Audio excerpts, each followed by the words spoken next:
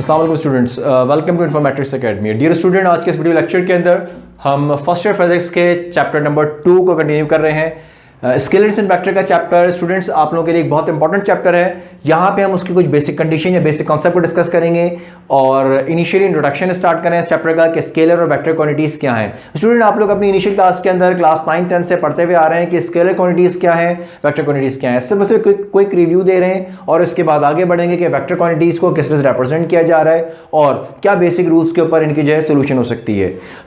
मैं ओवरऑल एक सबसे पहले कंडीशन डिस्क्राइब कर रहा हूं कि जब भी हम बात कर रहे हैं स्केलर क्वांटिटीज की, तो स्केलर क्वांटिटीज क्या है? तमाम की तमाम non directional quantities like mass है, लेंथ है, टाइम है या वॉल्यूम, डेंसिटी, वो तमाम की तमाम फिजिकल क्वांटिटीज जिनको डिस्क्राइब करने के लिए आपको सिर्फ मैग्नीट्यूड और यूनिट चाहिए, उन तमाम क्वांटिटीज को हम नाम दे रहे हैं स्केलर क्वांटिटीज। और ये स्टूडेंट आप लोग अपनी इनिशियल क्लास में ऑलरेडी पढ़ के आ रहे हैं। क्योंकि इनमें डायरेक्शंस की कोई रिक्वायरमेंट नहीं है, इसलिए इन्हें नॉन डायरेक्शनल क्वांटिटीज भी कहा जाता है। और इनकी एडिशन, सब्ट्रैक्शन या मल्टीप्लिकेशन करने के लिए कोई स्पेशल सेट ऑफ रूल्स नहीं चाहिए। Normal arithmetic rules, mathematical rules आप यूज कर सकते हैं, अलजेब्रिक रूल्स फॉलो कर सकते हैं फॉर द सॉल्यूशन। और इसी बेसिस के ऊपर स्केलर क्वांटिटीज आप अपनी तमाम इनिशियल क्लास के अंदर बहुत कॉमनली जो है पढ़ते हुए आ रहे हैं। तमाम की तमाम फिजिकल क्वांटिटीज जो कि स्केलर क्वांटिटीज है, उनकी एडिशन सब्ट्रैक्शन बहुत सिंपल सा रूल है जो कि आप नॉर्मली सॉल्व कर सकते हैं। इस पूरे चैप्टर के अंदर स्टूडेंट हम जिस बात पे फोकस करेंगे वो वेक्टर्स हैं कि वेक्टर क्वांटिटीज के रिस्पेक्ट से बात किया जाए तो वेक्टर क्वांटिटीज क्या है। सबसे पहले वो तमाम क्वांटिटीज जिनमें डायरेक्शन, मैग्नीट्यूड और यूनिट, इन तीनों को अगर आप डिफाइन करें, कंबाइनली डिफाइन करें, तब वो क्वांटिटीज वेल डिफाइन हो सकें तो उन्हें क्या नाम दिया जाएगा? They are named as directional quantities. Force है या अगर टॉर्क की बात किया जाए तो ये जो आपके पास क्वांटिटीज हैं वो क्या कहलाएंगी? That is be named as directional quantities और वेक्टर क्वांटिटीज नाम दे रहे हैं। ठीक है, ये ख्याल रहे स्टूडेंट, क्योंकि वेक्टर क्वांटिटीज को आप ऐड कर रहे हैं, सब्ट्रैक्ट कर रहे हैं, इनके लिए स्पेशल सेट ऑफ रूल्स चाहिए। जी हाँ, फिर रिपीट कर रहे हैं कि स्पेशल सेट ऑफ रूल्स चाहिए और ट्रिग्नोमेट्री के स्पेशल सेट ऑफ रूल्स होंगे जिसके ऊपर आपने इनकी एडिशन और सब्ट्रैक्शन फॉलो करना है। स्टूडेंट आगे बढ़ते हैं, इस कंडीशन को सॉल्व करते हैं कि किस तरीके से हमने इन कंडीशंस को सॉल्व करना है। आगे बढ़ते हैं वेक्टर क्वांटिटीज या वेक्टर्स की रिप्रेजेंटेशन की तरफ। वेक्टर की रिप्रेजेंटेशन के रिस्पेक्ट से बात किया जाए तो इसको सबसे पहले डिस्कस कर रहे हैं कि वेक्टर की रिप्रेजेंटेशन किस तरह से की जा रही है। वेक्टर की रिप्रेजेंटेशन स्टूडेंट दो बेसिक आपके पास कंडीशन के ऊपर की जाती है। दैट इज कि आप एनालिटिकली आपके वेक्टर्स को रिप्रेजेंट कर रहे होते हैं, ठीक है, और आप इनको रिप्रेजेंट कर रहे होते हैं ग्राफिकली। रिप्रेजेंटेशन ऑफ वेक्टर में जब एनालिटिकली आप डिफाइन करें, इसका मतलब ये कि अगर आपके पास कोई पर्टिकुलर फिजिकल क्वांटिटीज किसी आपका फॉर्मूला में या कहीं आपके पास जो है थ्योरेटिकल किसी कंडीशन में मेंशन की हुई है, लिखी हुई है, तो उस अल्फाबेटिकली आपके पास जो रिप्रेजेंटेशन क्या दिया जा रहा है या उसका सिंबॉलिक रिप्रेजेंटेशन जो दिया जा रहा है, अगर उसके ऊपर एक एरो हेड लगा है, हाफ एरो या अंडरलाइन है वो, या वो बोल्ड फॉन्ट्स के अंदर लिखा हुआ है, तो इस तरह से वो रिप्रेजेंट करता है एक वेक्टर क्वांटिटी को। अगर किसी फिजिकल क्वांटिटीज के साथ इस तरह से मेंशन किया गया कि डबल लेटर्स इस फॉर्म में लिखे हुए कि half arrow, full arrow, underline और बोल्ड लेटर्स, तब भी वो वेक्टर को रिप्रेजेंट करेंगे। और स्मॉल लेटर्स के अंदर भी यही कुछ कंडीशन है। इसके अलावा अगर एक कैप का सिंबल जो है, लाइक स्मॉल लेटर्स के ऊपर बहुत कॉमनली यूज कर रहे होते हैं, अगर इसको भी आपका जो है मेंशन किया जा रहा है तो ये भी वेक्टर को ही रिप्रेजेंट करेंगे। ये एनालिटिकल रिप्रेजेंटेशन है कि अगर आपने फॉर्मूला में, थियोरेटिकल आपके कहीं कंडीशन में कोई फिजिकल क्वांटिटी मेंशन है तो उसको वेक्टर के फॉर्म में कैसे रिप्रेजेंट किया जाएगा। अब बात करते हैं ग्राफिकल रिप्रेजेंटेशन की तरफ। ग्राफिकल रिप्रेजेंटेशन का स्टूडेंट मतलब ये कि अगर आप वेक्टर क्वांटिटीज की बात करें तो वेक्टर क्वांटिटीज को लाजमी किसी ना किसी फॉर्म में ड्रॉ किया जाएगा। ड्रॉ करते हुए जिस एरोहेड से आप वेक्टर को ड्रॉ कर रहे हैं, उस एरोहेड को बनाने का बेसिक रूल ये है कि जो स्टार्टिंग पॉइंट डिफाइन कर रहे हैं आप, उसे डिफाइन किया जाता है as, that is be named as, कि वो टेल कहलाएगा, और जो एंड पॉइंट है उसे आप क्या नाम देंगे? That is your head. ठीक है, इस वेक्टर का ये हेड कहलाएगा। वेक्टर की आपके कंडीशन जो डिफाइन कर रहे हैं, वेक्टर की कंडीशन क्या डिफाइन हो जाएगी कि ये आपके पास हेड आ जाएगा और ये क्या आ जाएगा? एरिया टेल आ जाएगा। ठीक है, जबकि हेड जो है वो हमेशा एंड पॉइंट को रिप्रेजेंट करेगा और टेल हमेशा स्टार्टिंग पॉइंट को रिप्रेजेंट करेगी। हेड और टेल के दरमियान का जो लेंथ है, इसको हम नाम देते हैं, this is be named as vector length. ठीक है, जो कि मैग्नीट्यूड की फॉर्म में हमेशा रिप्रेजेंट हो रही होगी। और इस वेक्टर को किसी एक सिंगल लेटर से, अल्फाबेटिक लेटर से, या जिन दो पॉइंट्स यानी कि O से P पॉइंट के दरमियान जो ये वेक्टर बन रहा है, इसके दरमियान जो पॉइंट्स हैं, इनको भी आपके पास जो कंबाइन करते हुए रिप्रेजेंट किया जा सकता है। ये भी एक रिप्रेजेंटेशन है वेक्टर्स की।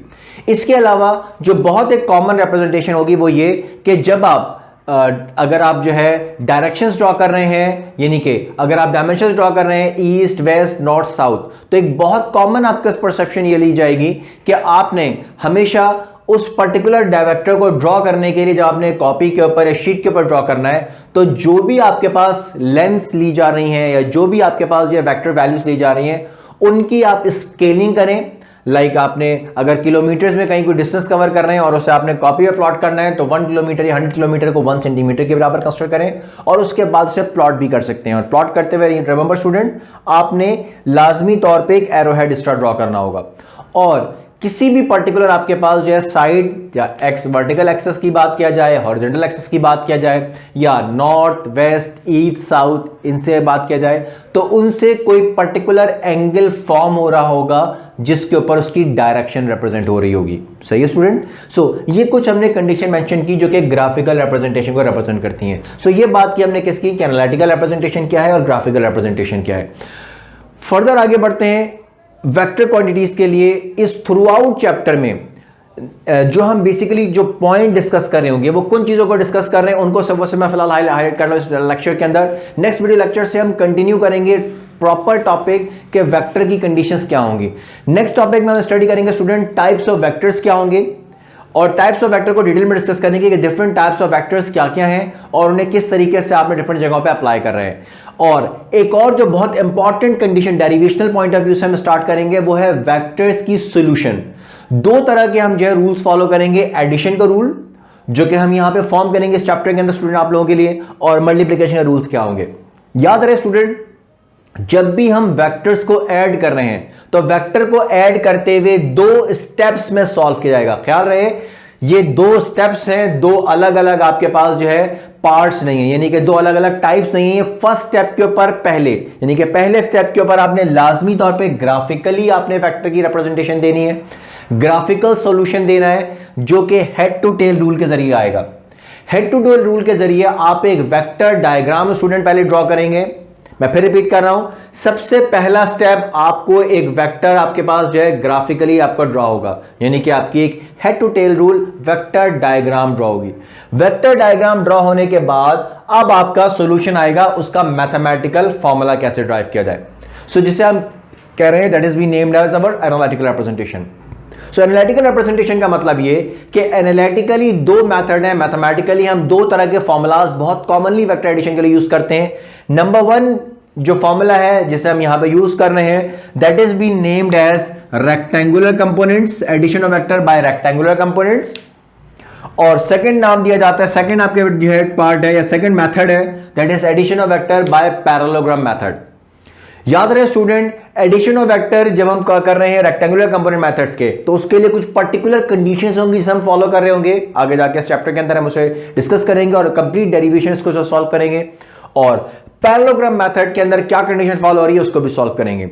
ये हमारे वो टॉपिक हैं जो मैंने एक ओवरव्यू दिया है, समराइज दिया है चैप्टर का, कि जो हमने आगे जाके चैप्टर में डिस्कस करना है। और चैप्टर का हमारा लास्ट आपका टॉपिक होगा जिसके अंदर मल्टीप्लिकेशन ऑफ वेक्टर को बहुत डिटेल में डिस्कस करेंगे, और जिसे फर्दर 2 बेसिक आपके पास जो है पार्ट्स में जो है डिवाइड किया गया है। मल्टीप्लिकेशन 2 तरह से वेक्टर की हो सकती है, एक कहलाती है स्केलर प्रोडक्ट, जिसमें आप ये कहते हैं कि 2 वेक्टर्स को मल्टीप्लाई इस तरह किया जाए कि आंसर एक स्केलर क्वांटिटी आए, so that is be named as scalar product. इसका दूसरा नाम डॉट प्रोडक्ट होता है। एक और मल्टीप्लिकेशन ऑफ मेथड डिफरेंट है, यानी कि एक और मेथड ऑफ मल्टीप्लिकेशन है वेक्टर्स का, जिसमें 2 वेक्टर्स को इस तरह से मल्टीप्लाई किया जाता है कि आंसर एक वेक्टर क्वांटिटी आती है, और स्टूडेंट इसको एक और नाम दिया जाता है that is be named as cross product.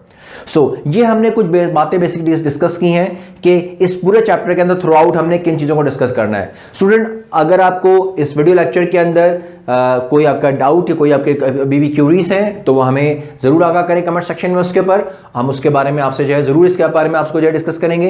Further अगर आपको हमारी तमाम ये पॉइंट सारे क्लैरिफाई हो चुके हैं तो हमारी वीडियो को लाइक करना ना भूलिएगा और अपने फेलो स्टूडेंट के साथ ज़रूर शेयर करें।